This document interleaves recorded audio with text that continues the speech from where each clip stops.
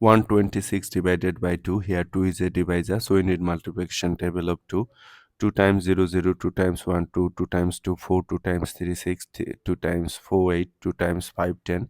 To find out the multiplication table of 2, just add 2 with the previous step. 0 plus 2, 2, 2 plus 2, 4, 4 plus 2, 6, 6 plus 2, 8, 8 plus 2, 10.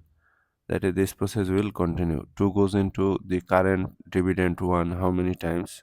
This is our actual dividend.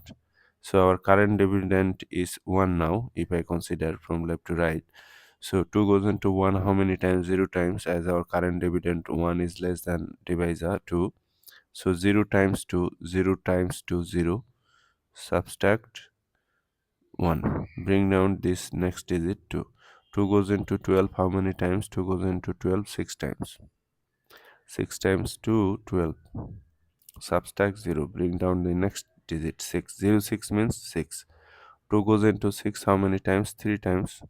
3 times 2, 6. Subtract 0. As our remainder is 0, we are done.